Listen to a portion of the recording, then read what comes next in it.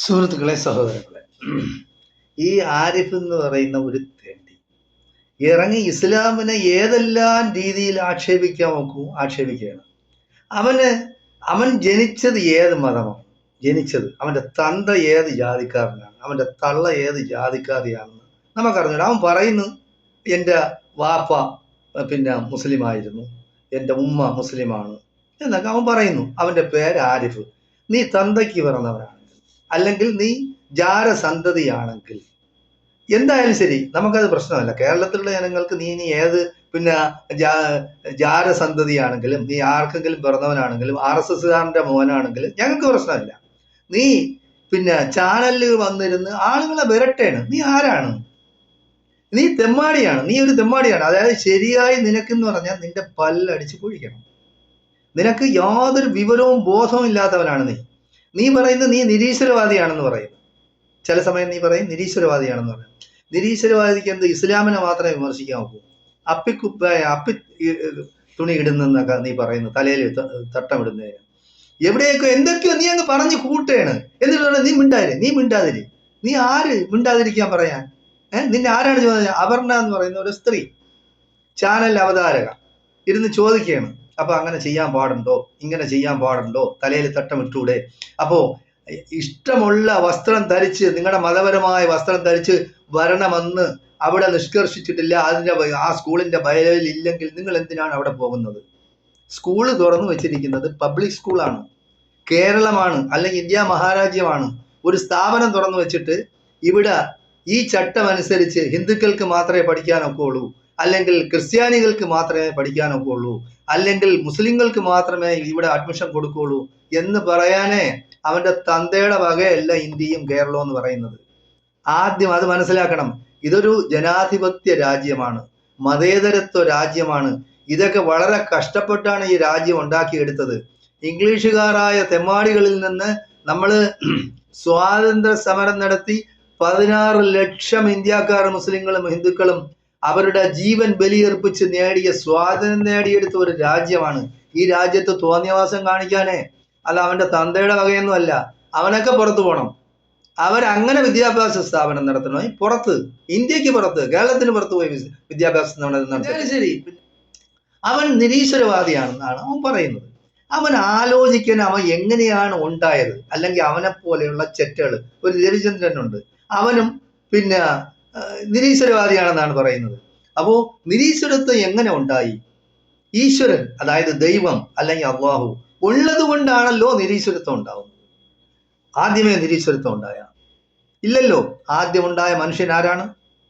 ഇവിടെയുള്ള ലോകത്തുള്ള ക്രിസ്ത്യാനിയും യഹൂദനും മുസ്ലിങ്ങളും പറയുന്നു ആദമിന്റെയും ഹവ്വായുടെയും സന്തതികളാണെന്ന്. അവരെങ്ങനെയാണ് ഉണ്ടായത്? പറയണം. ഈ ആരിഫ് എന്ന് പറഞ്ഞ തെണ്ടി, അവന് വിവരമുണ്ട്? യാതൊരു വിവരവും ബോധമില്ലാത്തവനാണ്.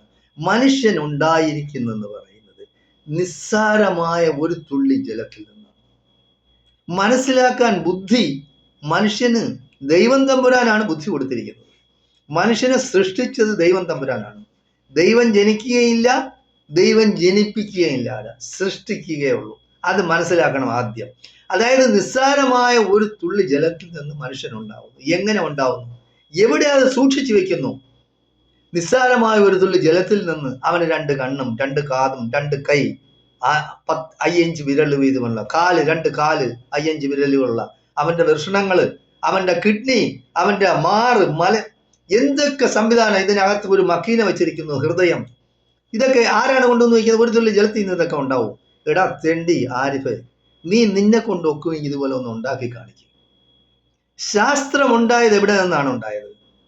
ശാസ്ത്രം എങ്ങനെ ഉണ്ടായി? ശാസ്ത്രം എന്താണ് പറയുന്നതെന്ന് മനസ്സിലാക്ക്. നീ മുകളിൽ ആകാശത്തോട്ട് ഒന്ന് മലന്ന് നോക്ക്, ഭൂമിയിലോട്ട് നീ താഴ്ന്നു നോക്ക്. അപ്പോഴും നിനക്ക് മനസ്സിലാവും. നീ ഇപ്പൊ ആരുടെയെങ്കിലും അമേദ്യം ഭക്ഷിക്കാൻ വേണ്ടി, നിസ്സാരമായ ചില ലട്ടിലൊടുക്ക് സാധനങ്ങൾ കിട്ടാൻ വേണ്ടി നീ ഇങ്ങനെ തെണ്ടിത്തരം പറയരുത്. നീ ലോകത്തിലെ ഏറ്റവും വലിയ ബുദ്ധിജീവിയാ. നീ അങ്ങനെ വിചാരിക്കുന്നുണ്ടാ? നിനക്ക് എന്താണ് അറിവ്? നിനക്ക് എന്തറിയാം? ഇവിടെ ലോകത്തുള്ള ഏതൊരു പണ്ഡിതനായിരുന്നാലും ആ പണ്ഡിതന് അറിയാവുന്നതിനേക്കാൾ കൂടുതൽ അറിഞ്ഞൂടാത്ത കാര്യങ്ങളാണുള്ളത്. വളരെ നിസ്സാരമായ കാര്യങ്ങളെ മനുഷ്യന് അറിയാവുള്ളൂ. അറിയാത്ത കാര്യങ്ങൾ ഒരുപാടുണ്ട്. നീ കണ്ടിട്ടുണ്ടോ ഈ ലോകം എങ്ങനെ കിടക്കുന്നു, എവിടെ തൊട്ട് കിടക്കുന്നു? ആകാശത്ത് നിന്ന് മഴ ഇറങ്ങി വരുന്നു. ആരാണ് ഈ ആകാശത്ത് നിന്ന് മഴ ഇറക്കി വിടുന്നത്? കടല് നീ ചെന്ന് നോക്കിയിട്ടുണ്ടാ? അവിടെ കംപ്ലീറ്റ് ഉപ്പുവെള്ളമാണ്. എങ്ങനെ അവിടെ ഉപ്പുണ്ടായി? നിനക്ക് പറയാൻ പോവും. നീ നിരീശ്വരവാദിയല്ലേ, നീ പറ എങ്ങനെയാണ് അവിടെ ഉപ്പുണ്ടായത് കടലില്? ഇപ്പൊ ആകാശത്ത് നിന്ന് ഇറങ്ങി വെള്ളത്തിന് ഇറങ്ങി വരുന്ന ആ ശുദ്ധജലത്തിന് ഉപ്പിന്റെ അംശം ഉണ്ടായിരുന്നുവെങ്കിൽ നീ കുടിക്കാൻ നോക്കുമായിരുന്നു. നീ മനസ്സിലാക്കാത്തത്, നീ നന്ദിയില്ലാത്തവനായി പോയത് എന്ത്? ഇത്രയും വിശാലമായ ആകാശത്ത് സൂര്യനെയും ചന്ദ്രനെയും നിർത്തിയിരിക്കുന്നത്. രാത്രി ചന്ദ്രനും പകല് സൂര്യനും.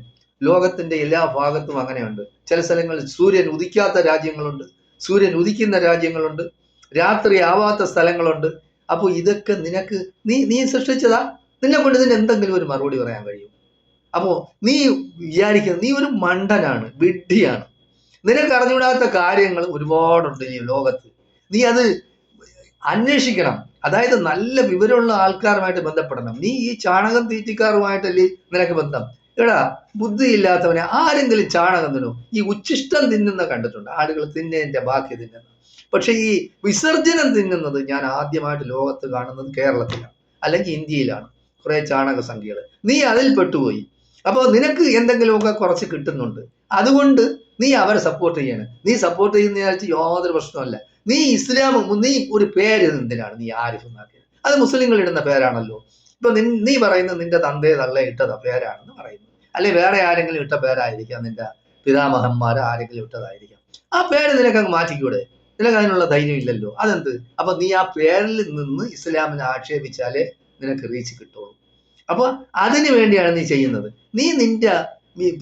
നീ എന്തോ ബുദ്ധിജീവിയാണെന്നാണ് നിന്റെ തോന്നൽ. അത് നിന്റെ തോന്നൽ മാത്രമാണ്.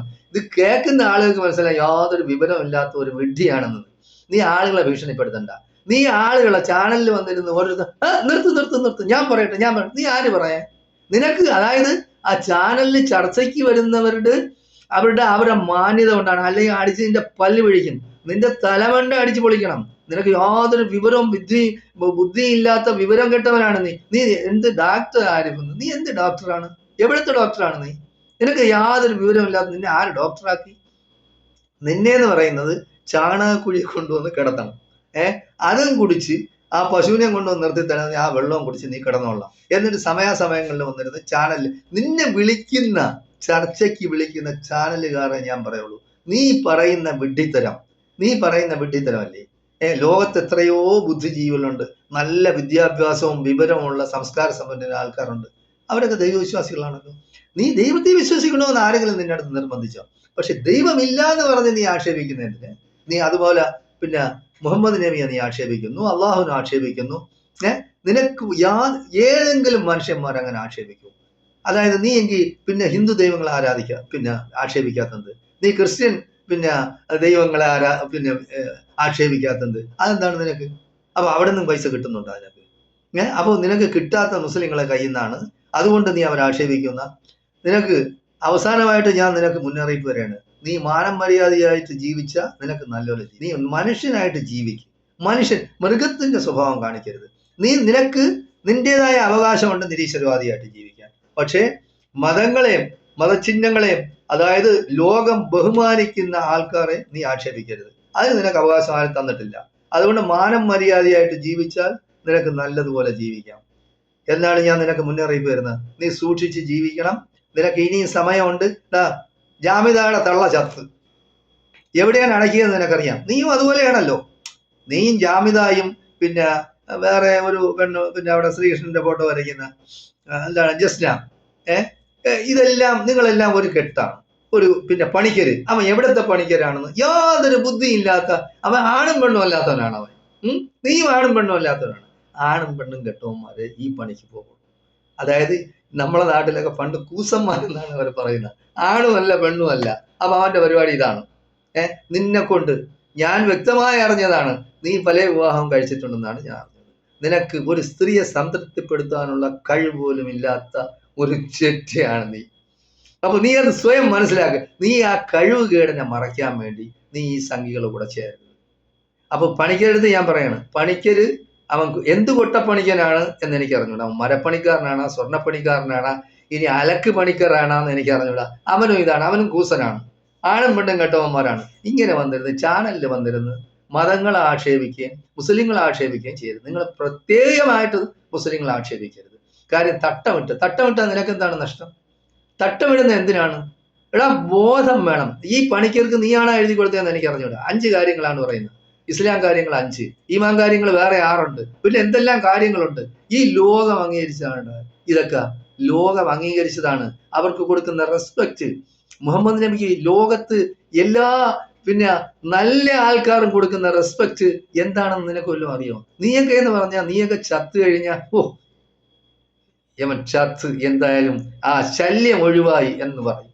മുഹമ്മദ് നബിയെ സംബന്ധിച്ചിടത്തോളം എത്ര നൂറ്റാണ്ടായി മരിച്ചിട്ട്? അദ്ദേഹം വഫാത്തായ ശേഷം ഇത്രയും നൂറ്റാണ്ടായി. എന്നിട്ട് ലോകത്തിന്റെ എല്ലാ ഭാഗങ്ങളിലും, നീ മനസ്സിലാക്കാൻ വേണ്ടി ഞാൻ പറയാണ്, നിനക്ക് വിവരമില്ലെങ്കിൽ നീ മനസ്സിലാക്കണം, ലോകത്തിന്റെ എല്ലാ ഭാഗങ്ങളിൽ നിന്നും അഷ്ഹദു അന്ന മുഹമ്മദ് റസൂലുള്ളാഹ്, ഓരോ സെക്കൻഡിലും ഓരോ മിനിറ്റിലും ഓരോ മണിക്കൂറിലും ഈ ശബ്ദം മുഴങ്ങിക്കൊണ്ടിരിക്കുകയാണ്. അത് നിനക്കറിയാമോ?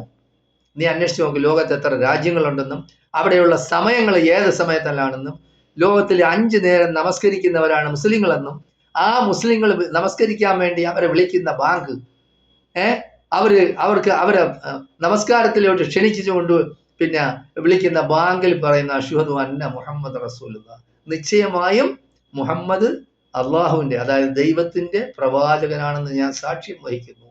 ആ മാറ്റൊലി ലോകം മൊത്തം മുഴങ്ങിക്കൊണ്ടിരിക്കുകയാണ്. അത് നീ മനസ്സിലാക്ക്. ലോകത്ത് ആരുണ്ട് അങ്ങനെ? ഇത്രയും നൂറ്റാണ്ട് കഴിഞ്ഞതിന് ശേഷവും മുഹമ്മദിന്റെ പേര് ഓരോ സെക്കൻഡിലും ലോകത്തിൽ മുഴങ്ങിക്കൊണ്ടിരിക്കുന്നു. അങ്ങനെ ഉള്ള ഒരാളിനെ വിമർശിക്കാനുള്ള നീ നീ നീ ഇത്രയും വിഡ്ഢിയും പമ്പര വിഡ്ഢിയായി പോയല്ലോ. അപ്പൊ ഇതൊക്കെ തമാശ കളിയല്ല. ദൈവം എന്ന് പറയുന്നത് ഉണ്ട്, അള്ളാഹു ഉണ്ട്. ഹിന്ദുക്കൾക്ക് പ്രത്യേകിച്ച് ദൈവം, ക്രിസ്ത്യാനിക്ക് പ്രത്യേകിച്ച് ദൈവം, യഹൂദന് പ്രത്യേകിച്ച് ദൈവം, മുസ്ലിങ്ങൾക്ക് പ്രത്യേകിച്ച് ദൈവം ഒന്നുമില്ല. ഒറ്റ ദൈവമാണ്. ആ ദൈവം ജനിച്ചിട്ടില്ല, ആ ദൈവം മരിക്കുകയില്ല, ആ ദൈവം ജനിപ്പിച്ചിട്ടുമില്ല, സൃഷ്ടിച്ചിട്ടേ ഉള്ളൂ. ഒരു പ്രാവശ്യം സൃഷ്ടിച്ചു, അതിൽ നിന്ന് ഉണ്ടാവുന്നത് എങ്ങനെയാണ്? ഇതൊക്കെ അത്ഭുതമല്ലേ? മനുഷ്യന്റെ തലച്ചോറും കടന്നു പോകും, ചിന്തിച്ചാൽ അന്തം കിട്ടില്ല. കാര്യം ഒരു തുള്ളി ജലത്തിൽ നിന്ന് ഈ കാണുന്ന നീയും ഞാനും ഒക്കെ ഉണ്ടായത്, നിന്നെക്കാളും വലിയ 6 അടി 7 അടി പൊക്കമുള്ള മനുഷ്യനൊക്കെ ഉണ്ടായത് എല്ലാം ഒരു തുള്ളി ജലത്തിൽ നിന്നാണ്. അത് നീ മനസ്സിലാക്കാത്തത്. എങ്ങനെ ഉണ്ടാവുന്നു ഇത്? അത് മാത്രം, ഇത് എവിടെ നിന്നാണ് വരുന്നത് ഇറങ്ങി? ആ മനുഷ്യൻ, സ്ത്രീ ആവട്ടെ പുരുഷനാവട്ടെ, എവിടെ നിന്നാണ് ഇറങ്ങി വരുന്നത്? എടാ, ബുദ്ധിയില്ലാത്ത കാളെ, നിന്നെ ഞാൻ കാളയെന്നേ വിളിക്കുള്ളൂ. എവിടെ നിന്ന് ഇറങ്ങി വരുന്നു? അതൊക്കെ ആരാണ് ഉണ്ടാക്കി വെച്ചത്? ആ സിസ്റ്റം ഉണ്ടാക്കി വെച്ചത് ആര്? ആ സംവിധാനം ചെയ്തത് ആര്? നിന്നെ കൊണ്ട് കഴിയും എന്തെങ്കിലും? നീ ഈ ലോകത്തിന് വേണ്ടി എന്ത് ചെയ്തു? നീ ആദ്യം നിന്നെപ്പറ്റി ചിന്തിക്കുക. ഞാൻ ഈ ലോകത്തിന് എന്ത് ചെയ്തു? നീ ചെയ്തത് എന്താണ്? നീ ആയിരുന്നാലും പണിക്കനായാലും പിന്നെ വേറെ കുറെ തെമ്മാടി ജാമതയായാലും വേറെ ഏവിളൊക്കെ ആയിരുന്നാലും ശരി, നിങ്ങളൊക്കെ വെറുക്കപ്പെട്ടവരാണ്. നിങ്ങളൊക്കെ പബ്ലിക് ന്യൂയിസൻസ് ആണ്. എന്നെ പോലെ ഒരാളാണ് കേരളം ഭരിച്ചിരുന്നതെങ്കിൽ നിന്നെയൊക്കെ പബ്ലിക് ന്യൂയിസൻസിന്റെ ഇതിൽ പെടുത്തി നിന്നെയൊക്കെ ഇവിടെ നിന്ന് കയറ്റി വിടുമായിരുന്നു. അതായത് ഏതെങ്കിലും ഒരു ഐലൻഡിൽ കൊണ്ടുവിടും ചേർത്തിട്ട്. അതായത് നിങ്ങൾ യാതൊരു കാരണവശാലും പൊതുസമൂഹവുമായിട്ട് ബന്ധപ്പെടാൻ പാടില്ല. നിന്നെയൊക്കെ അവിടെ പട്ടിണിക്കിട്ട് കൊല്ലണം. കാര്യം അത്ര ചെറ്റത്തരമാണ്, വിഡ്ഢിത്തരമാണ്, വിവരമില്ലായ്മയാണ് നീ ഈ സമൂഹത്തിന് കൊടുക്കുന്നത്. അതുപോലെ ജനങ്ങളെ തമ്മിൽ ഭിന്നിപ്പിക്കുകയല്ലേ, വർഗീയ ചേരിതിരിവുണ്ടാക്കിയല്ലേ. നിങ്ങൾ അപ്പുറം ഇപ്പുറം നിന്ന് മൂട്ടിക്കൊടുത്തിട്ട് പിന്നെ തിരികൊളുത്തുന്ന ആൾക്കാരല്ലേ, കത്തിക്കുന്ന ആൾക്കാരല്ലേ. ഇത്രയും ചെറ്റത്തരം കാണിക്കുന്നവർ പണ്ട് കേരളത്തിൽ ഉണ്ടായിട്ടില്ല. ഇപ്പോഴാണിത്. ഒരു മലഞ്ചാനലുണ്ട്, മറുനാടൻ പിന്നെ ഷാജസ്കറിയ, അങ്ങനെ കുറെ എണ്ണം ഉണ്ട്. ഒരു DGP ഇപ്പൊ ഇറങ്ങിയിട്ടുണ്ട്, സെൻകുമാർ എന്ന് പറയുന്ന ഒരു തെണ്ടി. അവനൊരു പരീക്ഷയാണ്. അവൻ എങ്ങനെ ഈ DGP ആയി? അവന്റെ വിവരം, അവന്റെ കുടുംബ മഹിമ എന്താണ്? അവന്റെ ആ വിഡ്ഢിത്തരം അവൻ പറഞ്ഞു കേട്ടോ, മലബാർ ഗോൾഡിനെ പറ്റി, മലദ്വാരോ.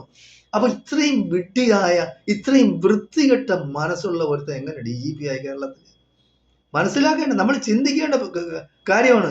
കാര്യം അവന്റെ ആ കുടുംബ മഹിമ, അവന്റെ ഏത് കുടുംബത്തിൽ പിറന്ന്, ഏതെങ്കിലും ചെറ്റ കുടുംബത്തിൽ പിറന്നവനായിരിക്കും അവൻ. അവന് തന്തയും തള്ളയും ഉണ്ടാകുന്നതിന് എനിക്ക് സംശയമുണ്ട്. അവന് ഇതേപോലെ ആണും പെണ്ണും കെട്ടവനാണെന്ന് എനിക്ക് സംശയമുണ്ട്. ഇവനൊക്കെ കാപ്പിരികളാണ്. അതായത് ഈ വെളിച്ചവും പിന്നെ പിന്നെ എന്താണ് വിവരവുമില്ലാത്ത ഒരു നൂറ്റാണ്ടിൽ ജനിച്ച് ജീവിക്ക് വളരേണ്ടവരാണ് അവനെല്ലാം. യാതൊരു ബോധവുമില്ല. എന്തായാലും ശരി, സെൻകുമാർ എന്ന് പറയുന്ന ആ തെണ്ടിയല്ല, DGP ആണ്. അവൻ എന്തോ ആണെന്നാണ്. അവൻ ഒരു ചുക്കുമല്ല. അവൻ DGP ആയിരുന്ന അന്ന് കാക്കി അതും ഇതും ഇട്ടിരുന്നപ്പോഴാണ്. ഇപ്പൊ അവൻ സാധാരണ മനുഷ്യനാണ്. അവൻ ഇനി കാക്കിയിട്ട് RSSന്റെ ദണ്ടും കൊണ്ട് നടന്ന് ഇവിടെ ആളെ ഉണ്ടാക്കാന്നാണ്. അവന്റെ വീട്ടിൽ പോയി ആളുള്ള ക്ഷൗരം ചെയ്താൽ മതി. ഇവിടെ ആരെയും ക്ഷൗരം ചെയ്യാൻ നിനക്കൊന്നും കഴിയില്ല. അതുകൊണ്ട് ഞാൻ പറയാണ്, ഇവിടെ ഇത് മതേതര കേരളമാണ്. സംസ്കാര സമ്പന്നരാണ് ഇവിടെ ജീവിക്കുന്നത്. ഇവിടെ സ്നേഹവും പിന്നെ ആത്മാർത്ഥതയും സൗഹാർദ്ദവുമായിട്ട് മനുഷ്യർ കഴിഞ്ഞു പോവാണ് എത്രയോ നൂറ്റാണ്ടുകളായി. അവിടെ കുത്തിത്തിരിപ്പുണ്ടാക്കി ഇവിടെ വിദ്വേഷവും വെറുപ്പും ഉണ്ടാക്കി കേരളത്തെ കുട്ടിച്ചോറാക്കാമെന്ന് നിങ്ങൾ കരുതുന്നുണ്ടെങ്കിൽ നിങ്ങൾ വിഡ്ഢിവേഷം കെട്ടിയിരിക്കുകയാണ്. നിങ്ങൾക്കെല്ലാം ശക്തമായ മറുപടി തരും ഇന്നല്ലെങ്കിൽ നാളെ. നല്ല ശക്തമായ ഒരു ഗവൺമെന്റാണ് കേരളത്തിൽ വരുന്നതെങ്കിൽ നീയൊക്കെ ജയിലിൽ കിടന്ന് കാലാകാലം ഇല്ലാത്ത കേസ് ഉണ്ടാക്കണം, ഉള്ള കേസും ഉണ്ടാക്കണം. നീയൊക്കെ കാണിക്കുന്നത് വർഗീയ ചേരിതിരിവാണ്. ഇവിടെ വിപ്ലവവും അക്രമവും എല്ലാം ഉണ്ടാക്കി കേരളത്തെ നശിപ്പിക്കാൻ വേണ്ടി നിങ്ങളൊക്കെ ആചാരം വെച്ചിരിക്കാൻ. എടാ, ഞാൻ ഒരു കാര്യം ചെയ്യട്ടെ. പാകിസ്ഥാനെ പറ്റി നിങ്ങളൊക്കെ പറയുന്നത്, ഇപ്പോ പാകിസ്ഥാൻ നമ്മളെ ശത്രു രാജ്യമാണെന്ന്. ഈ സാധാരണക്കാരനായ പാകിസ്ഥാനിക്കും ഇന്ത്യക്കാരനായ സാധാരണക്കാരന് എന്താണ് വൈരാഗ്യം? നമുക്കൊരു ശത്രുതയില്ല. ഇവിടെ ഗവൺമെന്റുകൾ തമ്മിലാണ് ശത്രുത. ഇപ്പൊ മോഡി നേരത്തെ പറഞ്ഞ് നമ്മളെ ശത്രു രാജ്യമാണ് ചൈനയെന്ന്. മോഡി ചൈനയിൽ പോയി, അപ്പൊ ഇത് ശത്രു രാജ്യം അല്ലാതായി. പിന്നെ ഈ ആരിഫ് കൂടെ ഇരുന്ന് പറയും താലിബാനിസം. എടാ പട്ടിത്തെണ്ടി ആരിഫെ, താലിബാനെ വിളിച്ചോണ്ട് വന്ന് ഇവിടെ ചുവന്ന പരവതാനി വിരിച്ചത്തില്ലേ നീ? എന്നിട്ട് അതിനെപ്പറ്റി ഒന്നും വിമർശിക്കാത്തത്? അപ്പൊ ഇവര് പറയുമ്പോ താലിബാൻ അല്ലാതാവും. എന്താണ്? അതുപോലെ ഇനി ഇപ്പൊ പാകിസ്ഥാനായിരുന്നാൽ പാകിസ്ഥാന് പണ്ട് നവാസ് ഷരീഫ് ഭരിച്ചിരുന്നപ്പോഴത്തേക്ക് മോഡിയുടെ ഏറ്റവും അടുത്ത സുഹൃത്തായിരുന്നല്ലോ. അപ്പൊ ഇപ്പൊ നിങ്ങൾ പറയുന്ന ശത്രുവാണെന്ന് പറയുമ്പോൾ നമ്മൾ വിശ്വസിക്കണോ? അപ്പൊ നിങ്ങൾക്ക് എന്തു ആവാന്ന്? എന്തായാലും ശരി, കേരളത്തിലെ പൊതുസമൂഹം ഈ രാഷ്ട്രീയക്കാരുടെ എന്നാൽ ഈ ചെറ്റത്തരം കണ്ട് കേട്ടും നമ്മൾ എല്ലാം മനസ്സിലാക്കിയിരിക്കുകയാണ്. നമ്മൾ സ്വതന്ത്രമായി ചിന്തിച്ച് നമ്മൾ ഒത്തൊരുമയോടെ ജാതിയും മതവും ഒക്കെ അവരവരുടെ കാര്യങ്ങളാണ്. അതിപ്പോ ഹിന്ദു ആവട്ടെ, മുസ്ലിം ആവട്ടെ, ക്രിസ്ത്യാനി ആവട്ടെ, ഇവിടെ പണ്ട് ഒന്നിച്ച് തന്നെയാണ് പഠിച്ചത്, ഒന്നിച്ച് ആഹാരം കഴിച്ചിട്ടുണ്ട്, ഒന്നിച്ച് കിടന്നുറങ്ങിയിട്ടുണ്ട് കുട്ടികളെല്ലാം. അപ്പോ ഈ സിസ്റ്റത്തിനെ നിങ്ങൾ ഇല്ലാതാക്കി ഇവിടെ വേർതിരിവുണ്ടാക്കാമെന്ന് കഴിയുന്നത് നിങ്ങൾ മൂഢന്മാരുടെ സ്വർഗത്തിലാണ്. അത് നമ്മളൊന്നും അനുവദിക്കാൻ പാടില്ല. കേരള പൊതുസമൂഹം ഇവനെയൊക്കെ ശത്രുപക്ഷത്ത് നിർത്തി ഇവനെയൊക്കെ ഒറ്റപ്പെടുത്തണമെന്നാണ് ഞാൻ ആവശ്യപ്പെടുന്നത്. നന്ദി, നമസ്കാരം, ഗുഡ് ബൈ.